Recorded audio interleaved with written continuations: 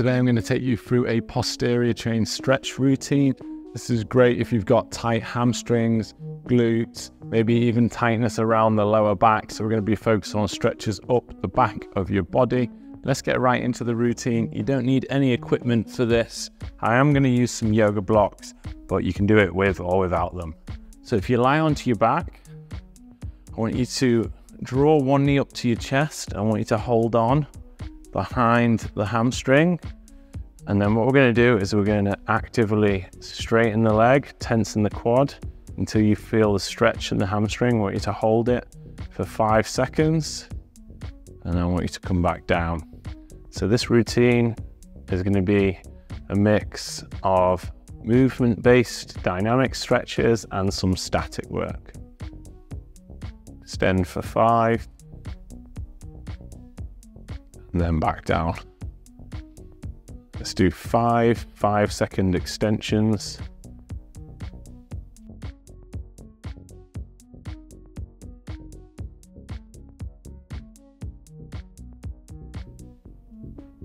Go again, so extend. Don't worry if your leg's not getting all the way to straight. I'm sure you can feel it in this hamstring. And relax back down.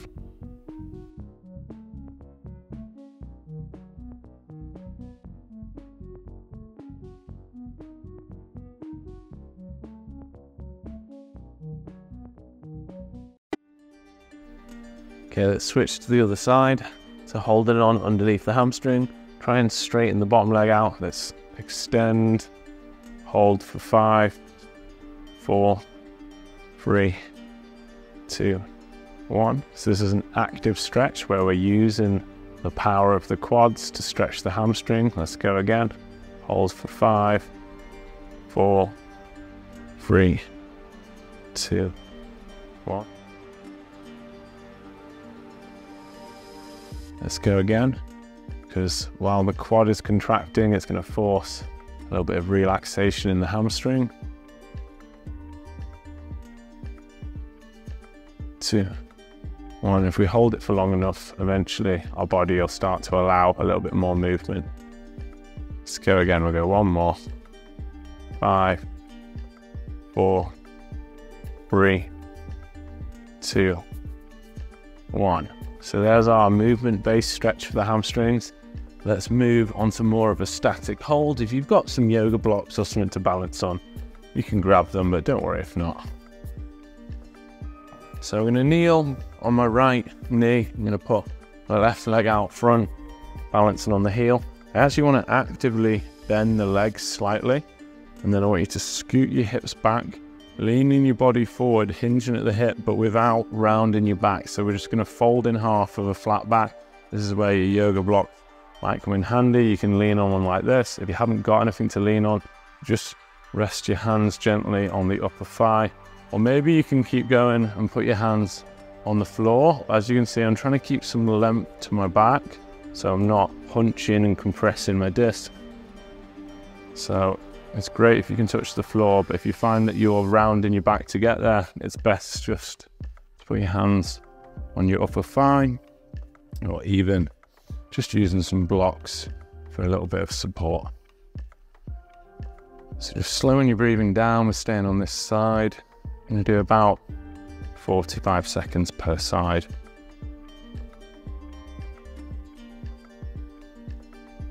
Be relaxing into the stretch with your exhales.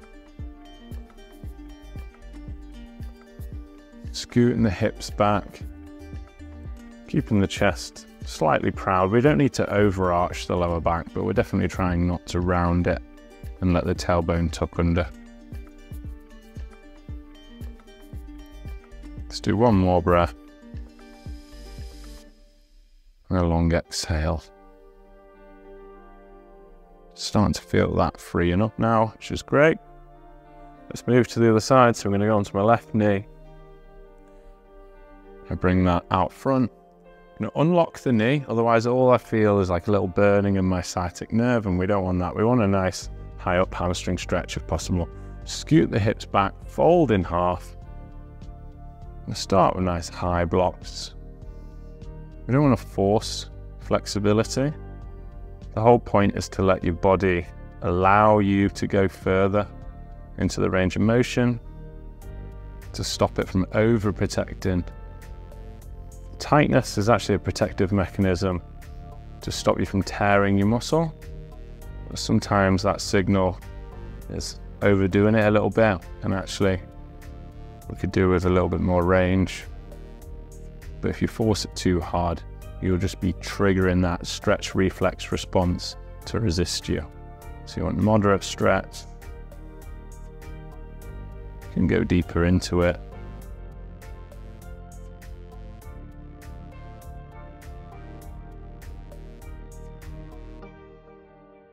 Scooting the hips back, almost extending the tailbone out.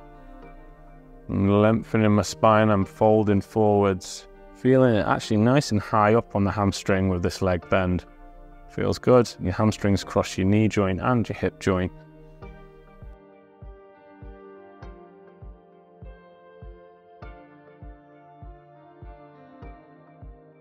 Let's take one more breath. And that long exhale. Great job. Okay, let's get the hips moving a little bit more now. We're gonna do some 90-90 drops. So you're gonna have your heels like this, 90-degree angle at the knees. I want you to drop them both to one side, touch both knees on the floor, pivot off the heel, drop in to the other side. We're just gonna do about 10 per side. Don't worry if you're not counting. If you find it easy, you could hover your hands out front like this. We want to stay nice and tall through the spine, so we're not causing any excessive pressure through the discs. I actually prefer to prop myself up with my hands. It helps me to keep better posture. Okay, let's drop onto one side now. I'm gonna make sure we've got these 90-degree angles, and then we're gonna lean forwards.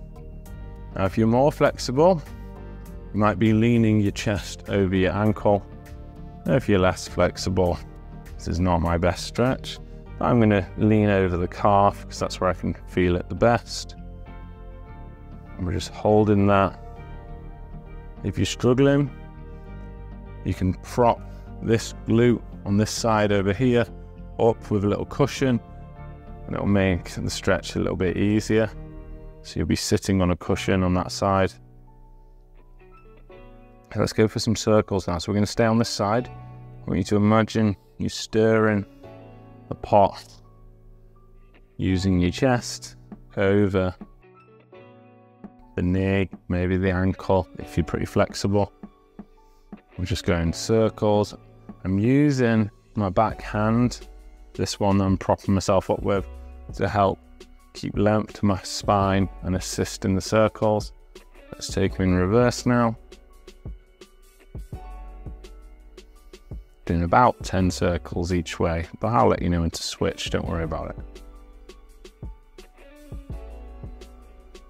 If this knee's coming off, maybe you need to give a little bit of assistance to keep it down by pressing onto it. Okay, let's pivot over to the other side now. So over the heels, drop into the other side, re-sort the angles out if you need to. I'm just gonna add a little lean, so I'm feeling a little bit better on this side. Propping myself up with this back hand, leaning forwards, trying not to contort my body too much. So I'm trying not to twist my spine excessively. We're gonna lean the chest bone over either the knee, the calf, maybe the ankle. Maybe you can keep that knee down. Feel free to press on the knee like I am now.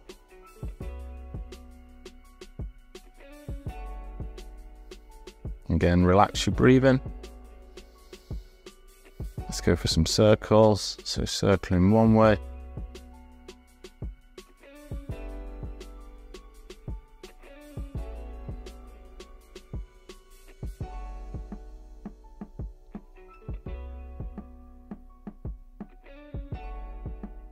and then back the other way.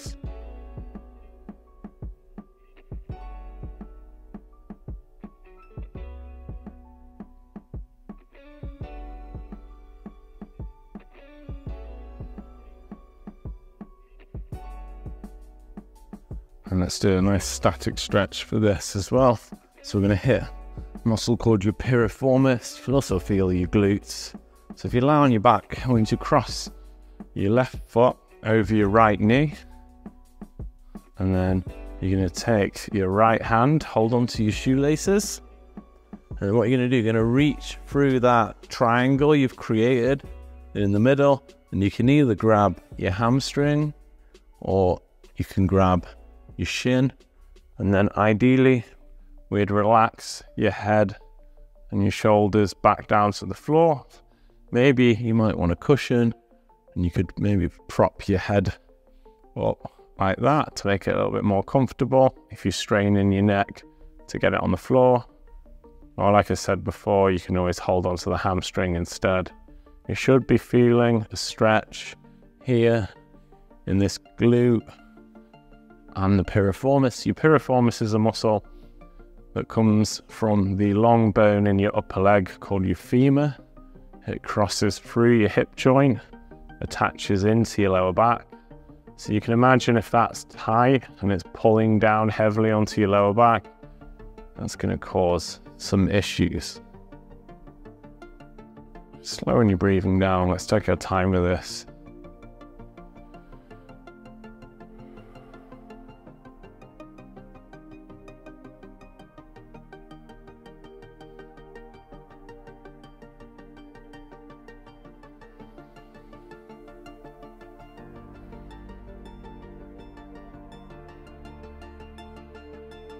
Let's switch it to the other side. So I'm going to put my right leg over my left knee. I'm going to take my left hand, hold on to the shoelaces of that leg. Then we've created that triangle in the center. I'm going to reach through and either grab the hamstring or the shin, and then relax in my head and shoulders back down towards the mat.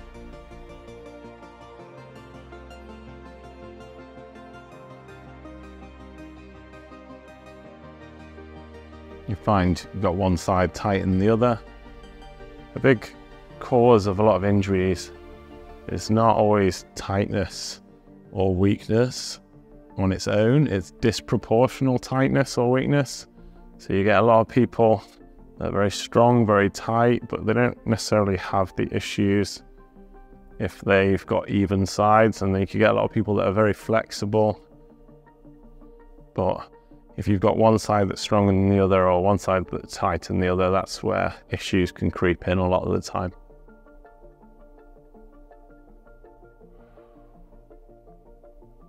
Generally, I find the more I stretch though, even if you're doing the same amount of time on both sides, and this goes for the same with working out, over time that tighter side will just naturally catch up. And the same if you're doing strength training, as long as you're doing the same reps, same weights, the more volume you do, the weaker side will naturally catch up.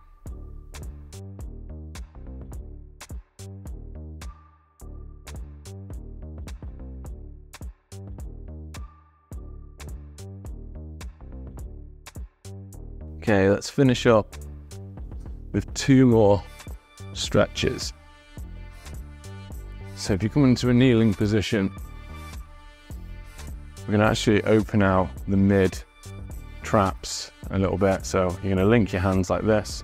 You need to drop your chin to your chest and just reach as far forwards as you can. But you're actually going to spread your shoulder blades as much as you can. And hold for 5, 4, 3, 2, 1. And then we're going to do the opposite.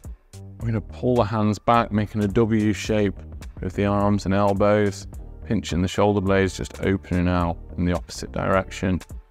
Let's repeat that. So we're going to reach forwards, drop the chin, spread the lats, the traps, the shoulder blades out. So I'm pushing my fingertips as far away, and I'm almost pushing my shoulder blades in the opposite direction. So your back is pushing back, hands are reaching forwards, and then come back into that opener and the W. So this is almost like a kneeling, upright kneeling cat-cow if you've ever done yoga. But focusing more on the mid-back.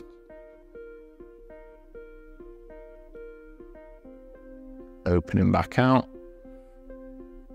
So pulling the hands back, opening the chest. Do that 2 more times. So we're going to hold 5 each time in this reach. Spread the shoulder blades.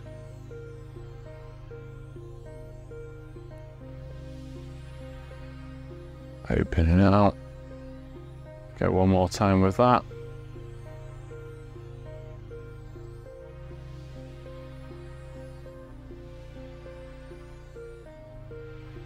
And then our final stretch, we're going to hit the triceps, the long head of the tricep, and we're going to hit the lats, which are these muscles down your side a little bit. I'm going to use 2 yoga blocks, but you can actually just put the points of your elbows on the floor for this. And what we're going to do, we're going to put your elbows on the floor or the blocks. You're going to sink your hips back and reach your hands back behind your head, and we're just going to hold that as a static stretch for about 45 seconds.